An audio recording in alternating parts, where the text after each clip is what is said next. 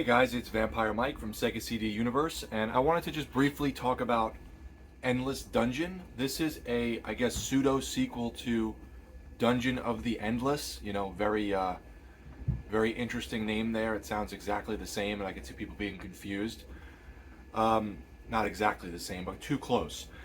This is different than that one. I haven't played that one, but from what I've seen and what I've read on reviews, it's different. This is a twin stick shooter, sort of, or a top down shooter type of game. Um, Dungeon crawling, roguelike, with base building elements. Tower defense is the term I'm looking for. So you play these quirky little characters that are able to die and then be transported back to their main base and built again, sort of like a weird teleporter. And you go through these different levels with starting out with just two characters, and then you're able to purchase with money in the game another spot and do three characters. And it's online as well for up to three people. And you go through, and each character has different abilities, different special um, abilities, different guns they start with, different health, different damage they do, etc. The character I like the most has like a Gatling gun, and they confuse the enemies, and the enemies start bumping into walls, and then you can just mow them down. And then they turn into like a ball of fire, kind of like Sonic the Hedgehog, and you can move around the level and run everyone over and kill them. The point of the game is to go through each doorway, and every time you open a door, you don't know what's behind it.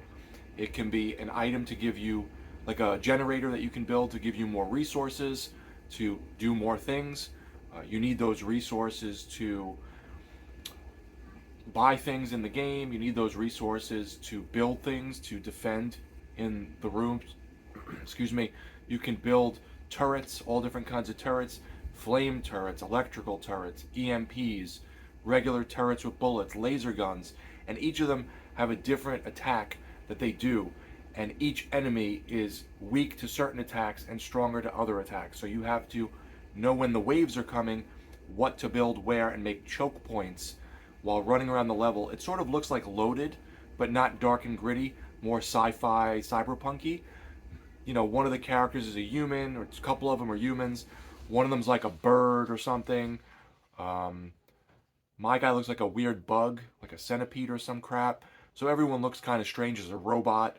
But you're mainly going through each level, each room in each level, and you're trying to get this robot to make sure he's not attacked. And then you bring him with you to the end of the level to open the final doorway while the waves of monsters are coming. And then you're building a tower defense with different turrets around each room to try and kill and choke point all of the robots and aliens and monsters coming after your robot. Because if he dies, game over.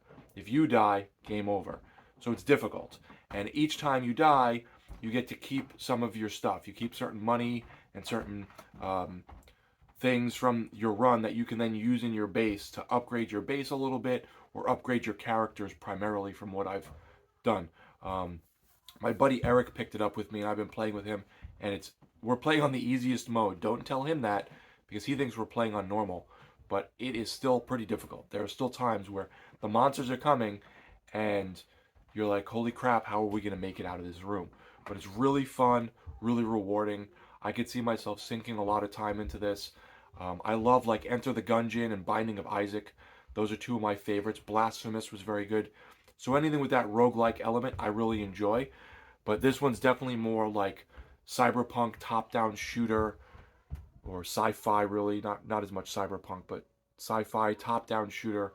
This was $20 on Woot.com. It normally goes from around 30 to 40. It comes in this like big box with like a stickers or cards and like a soundtrack or something. Not really interested in that stuff, but oh, and it has some DLC as well. The DLC has some extra outfits and skins for your weapons, and it's really fun. You can boost your guys before you go on a run and buy different things in your base.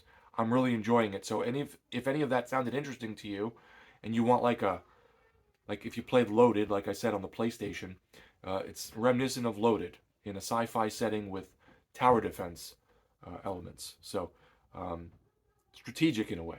You'll enjoy it, I think. This is underrated. If you haven't heard of this, I recommend it. It's very fun. So let me know, guys, if you've played Endless Dungeon or the first game, which I haven't played, Dungeon of the Endless. They both get good reviews. Thanks, guys, for watching. It's Vampire Mike from Sega CD Universe. Be good.